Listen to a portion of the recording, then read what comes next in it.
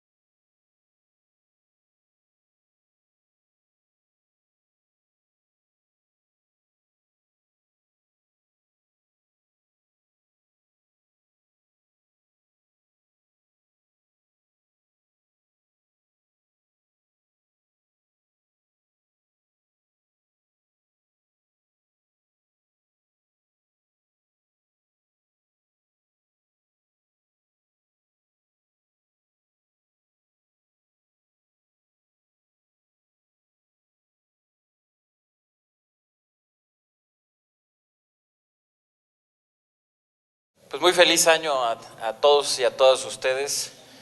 Les quiero agradecer por un año más que tuvimos de trabajo, agradecerles que nos hayan acompañado a gran parte de las actividades que tuvimos. Fue un año muy intenso.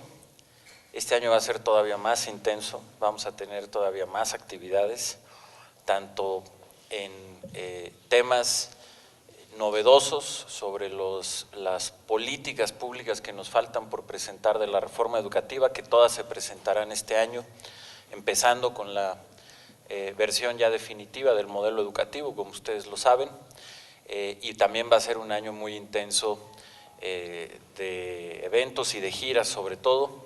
Entonces, pues simplemente agradecerles el año de trabajo, desearles a ustedes y a sus familias lo mejor para este 2017, que sea un muy buen año para todos ustedes, para su familia, que sea un año de éxitos personales, profesionales, y que me va a dar mucho gusto que nos podamos seguir viendo y que nos puedan seguir acompañando y ayudando a difundir las diversas actividades que tenemos este año. Te agradezco la pregunta por este primer tema. Déjenme decir que me parece que liberalizar el precio de la gasolina fue una decisión acertada, que corrige una política económica equivocada que dañaba la educación pública y la salud pública de este país. ¿Por qué? Porque el precio que se tenía de la gasolina en este país era un precio artificial, subsidiado con dinero público. Eso quería decir que se distraían recursos o se dejaban de ejercer recursos del presupuesto centralmente para la educación, la salud, la infraestructura, para poder mantener un precio artificial de la gasolina, porque eso es lo que es un subsidio. Por esa misma razón, uno de prácticamente de los únicos países en el mundo que seguía manteniendo un esquema de subsidio a la gasolina era México, porque finalmente el costo que se tiene es quitar recursos del presupuesto, recursos que se pueden ir a la educación, a la salud, a la infraestructura, para tener artificialmente un precio bajo de la gasolina, en lugar de que fluctúe como fluctúan muchos otros bienes y servicios en una economía de mercado. Entonces me parece que durante muchísimas décadas hubo una política económica equivocada que le quitó durante muchos años recursos a la educación pública, a la salud pública, a la infraestructura de este país para mantener un precio artificialmente bajo de la gasolina. Entonces me parece que esta es una medida, entiendo, por supuesto los malestares, son cambios que generan este malestar, pero que van a ser positivos. Y yo creo que la manera de ver este tema es pensar qué queríamos como país. Queríamos como país seguir manteniendo precios artificialmente bajos de la gasolina por subsidiarlos, quitándole recursos o posibles recursos a la educación y a la salud. Yo creo que no. ¿Qué otras opciones tendría el gobierno? Pues esa, haber hecho recortes y entonces quitar más recursos a la educación, que hubiera sido, o a la salud o a la infraestructura, que hubiera sido inadmisible, o incrementar impuestos, porque no había otras opciones. Entonces me parece que es una política acertada, es una política en la que México entra a un mundo en donde prácticamente todos los países del mundo tienen un precio libre de las gasolinas y de los combustibles, que además va a fluctuar. si los precios de los energéticos bajan, bajarán los precios, etcétera. Por eso es la liberalización. Es decir, eso creo que lo ha explicado muy bien el secretario de Hacienda. Esta no es una medida que haya implicado un impuesto adicional a la gasolina, es liberalizar el precio. Y al liberalizar el precio, encuentra ahorita, por los precios que hoy tiene el petróleo, el precio que tiene en este momento, que es superior al que se tenía subsidiado. Y aclaro, pues el subsidio salía de algún lado. Ese subsidio era quitarle en el fondo recursos a la educación, a la salud, a la infraestructura. Por eso yo creo que es una buena medida. Se entiende, como lo ha dicho el presidente de la República, el malestar, pero me parece que sin duda es una buena decisión. Reitero, revierte una mala política económica que se tuvo durante muchas décadas y que dentro del malestar como mexicanos tenemos que reflexionar. Y yo creo que lo que hay que poner en la balanza es esto: ¿qué es lo que queríamos como país? ¿Seguir manteniendo un precio artificialmente bajo de las gasolinas, quitándole recursos a la educación y a la salud?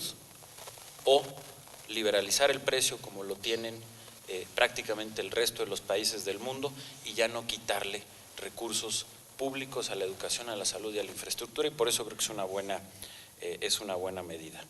Sobre los otros temas que me preguntas, Laura, los tiempos exactos no los sé con precisión y no me quiero comprometer de más, pero ¿qué es lo que cuál va a ser la agenda de este año en materia educativa? La agenda sustantiva, que como les decía, va a terminar de poner sobre la mesa todas las políticas públicas derivadas de la reforma educativa. En primer lugar, vamos a empezar con la presentación ya definitiva del nuevo modelo educativo. Yo espero que esto lo podamos hacer a principios de febrero, pero como ustedes saben, hacia el 20 y tantos de diciembre, el CIDE nos entregó públicamente aquí en este mismo salón los resultados de los foros. Se están analizando y a partir de ello es que estamos enriqueciendo el documento final. Yo espero que lo podamos tener listos para principios de febrero, a lo mejor nos tardamos un poquito más. Justamente ayer tuve una reunión muy larga sobre ese tema, a lo mejor nos tardamos un poco más, pero dijéramos que en febrero, en algún momento de febrero, estaremos haciendo la presentación definitiva del modelo. Esto va a detonar a su vez 3 procesos, ya teniendo el modelo definitivo. Uno, los nuevos planes de estudio, que yo creo que podremos estar publicando hacia mediados de año, publicándolos ya en el diario oficial. El iniciar los nuevos libros de texto a partir del nuevo modelo, que será un proceso que lleve más tiempo, posiblemente cerca de un año, para que estén listos, como comprometimos, para el ciclo escolar 2018-2019, y la capacitación a los maestros para el nuevo modelo. Esa capacitación va a empezar entre agosto y septiembre, es decir, cuando inicie el próximo ciclo escolar, para también tener todo un año de ciclo escolar, de dar a conocer y de capacitar a los maestros en los principales temas de este nuevo modelo, para que podamos empezar bien en el ciclo escolar 2018-2019. Por otro lado, vamos a presentar también, derivado del modelo, y lo haremos con mayor precisión y la arrancaremos, una nueva estrategia de arte y cultura, que como lo dije cuando falleció nuestro querido amigo Rafael Tovar y de Teresa, es algo que construimos junto con él. A él ya no le va a tocar ver la presentación, pero fue un trabajo que desarrollamos con él. Ayer hablé con la secretaria de Cultura, con Maraki, vamos a tener una reunión la próxima semana para ver los últimos detalles, y después de la presentación del modelo estaremos haciendo lo de la nueva estrategia de arte y cultura. Después vendrá, no sé si necesariamente con este orden, pero lo otro que vamos a presentar es la nueva estrategia de aprendizaje y enseñanza del inglés. El otro tema va a ser el fortalecimiento y la nueva estrategia para las normales. Y finalmente la nueva estrategia de equidad e inclusión, en donde vamos a presentar cerca de 10 intervenciones muy concretas, 10 intervenciones que van a atacar 10 nudos que siguen generando desigualdad al interior del sistema educativo, y lo que queremos es romper esos nudos de desigualdad con intervenciones de política pública muy concretos, desde algunos temas relacionados con la distribución de las becas, con los temas de la educación inclusiva para niños y jóvenes con discapacidad, temas de educación indígena y por supuesto también, y esto lo quiero ser muy preciso, en localidades urbanas, no rurales, en localidades urbanas, ir a modelos en donde tengamos escuelas en donde pueda haber una mayor concentración de alumnos para dar un mejor servicio. Tenemos un fenómeno en donde en localidades urbanas, agrego, no rurales, las escuelas rurales en ese sentido se van a mantener como están, pero en localidades urbanas tenemos el fenómeno que como han crecido las ciudades, tenemos ya escuelas de organización completa, plenamente asimiladas a las ciudades y a radios muy cercanos, un radio de 1 kilómetro, tenemos escuelas que no son de organización completa, que a lo mejor en algún momento fueron escuelas rurales, pero que ya están incorporadas a una ciudad o a un crecimiento urbano, o simplemente por el desorden con el que creció durante muchas décadas el sistema educativo, teniendo una escuela de organización completa, pues en un radio de 1 kilómetro hay escuelas de organización incompleta. Y es ahí donde vamos a poder ir buscando una estrategia poco a poco, empezaremos con un plan piloto, para que escuelas que pueden dar un servicio completo y que tengan una buena infraestructura, etcétera, puedan tener a un mayor número de alumnos y no tengamos ese nivel de dispersión que hoy existe y tienen las escuelas urbanas, existen en zonas urbanas. Básicamente esos van a ser los temas centrales que estaremos presentando. Por supuesto vamos a tener también la nueva evaluación. Como ustedes saben, va a ser el primer año en que se implemente la evaluación con los cambios que diseñó el INE. Para ello, desde marzo se va a ofrecer capacitación gratuita a todos los maestros que vayan a participar en esta evaluación. Entonces van a poder capacitar durante marzo, abril, mayo y junio para poder empezar a presentar la evaluación entre los meses de agosto y noviembre del próximo año.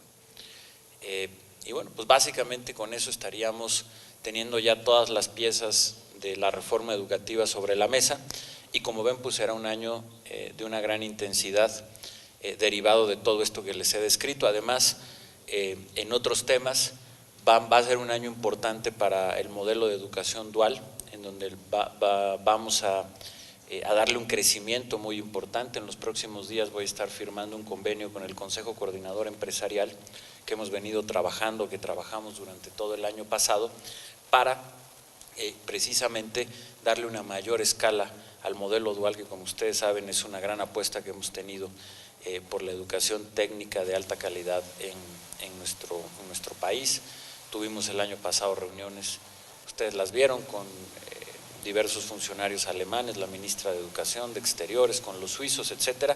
Ese va a ser otro de los puntos importantes y que le estaremos dando prioridad, y creo que básicamente con eso les hago un resumen de lo que tendremos este año, más lo que todavía no sabemos que nos pueda esperar, que siempre nos da sorpresas este mundo educativo. Por el tema del modelo, fueron muchos comentarios los que se dieron sobre el modelo y precisamente por eso se hicieron los foros. El CIDE agrupó, si ustedes leyeron el informe que nos dieron, en la introducción del informe, agrupan en 30, dijéramos, comentarios generales, dijéramos los grandes trazos que se pudieron dar en los diversos, que son muchísimos comentarios y opiniones que se dieron sobre el modelo, pero el CIDE con la metodología que presentó sintetizó en 30 puntos, dijéramos que las grandes corrientes de opinión que se dieron alrededor del tema del modelo. Me parece que lo más importante es que en términos generales hubo una aprobación del modelo, gusta el modelo, pero obviamente ya después empiezan detalles que obviamente estaremos tomando en cuenta esos 30 comentarios para enriquecer y ajustar el documento. De eso se trataba, no necesariamente todos, pero sí la mayor parte serán tomados en cuenta, ya conocerán el documento definitivo.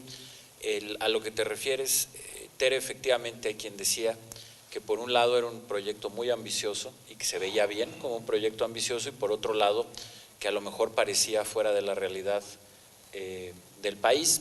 Son diversas opiniones. Yo estoy convencido de que esta transformación educativa tiene que ser muy ambiciosa y me parece que como se ha proyectado el modelo educativo es un modelo que vaya cambiando la educación en la próxima década y como se dice explícitamente, pues no todo va a pasar de un día para otro, pero precisamente por eso es importante tener un modelo que se convierta en una guía de política pública que se derivó de la reforma, de cuál es la ruta que tenemos que seguir y cómo tenemos que ir construyendo estos nuevos ejes del sistema educativo. Y me parece que en ese sentido, claro que es ambicioso, pero creo que en una ruta de un panorama de varios años es perfectamente alcanzable, como lo han logrado otros países. Entonces, en fin, yo creo que vamos por esa ruta. Sobre el otro tema que me preguntabas de Estados Unidos, yo simplemente te diría que algo que trabajamos el año pasado y que también estaremos dando a conocer próximamente es, vamos a, dijéramos, a volver mucho más fácil y a quitar mucha de la burocracia que hay alrededor de la revalidación de estudios y de la obtención de la cédula profesional para quienes estén estudiando en general en el extranjero, pero de manera muy particular dentro de la zona del Tratado de Libre Comercio, o sea, con Estados Unidos y Canadá, para que podamos tener revalidaciones de estudio y entrega de cédulas profesionales pues de manera muy expedita. Es algo que yo he estado revisando, la verdad es que eran trámites que tenían una burocracia que no tenía ningún sentido y que podemos agilizar muchísimo. Eso es algo que también se me olvidó ahorita comentar, pero que estaremos dando a conocer próximamente y que yo espero que esto ayude, como debe de ayudar a todos los mexicanos que estudian fuera, desde una licenciatura hasta un posgrado, y que esto pueda ayudar. Sobre el otro tema, Tere, decirte, me parece que las escuelas están y van a funcionar perfectamente. Si en alguna zona del país, en algún municipio, en alguna colonia en concreto hubiera algún problema de seguridad, bueno, pues es responsabilidad de las autoridades estatales determinar si hay clases ahí o no, pero lo que quiero ser muy claro y determinante es que en el país hay plenas condiciones para que todas las escuelas estén funcionando y me parece que no tenemos que caer en ningún tipo de alarma en ese sentido, al contrario. Este lunes 9 de enero todas las escuelas del país estarán funcionando ya normalmente, como saben, con los calendarios ahora flexibles, algunas empezaron esta semana, pero todas estarán ya trabajando el 9 de enero sin ningún problema. Secretaría de Educación Pública, Gobierno de la República.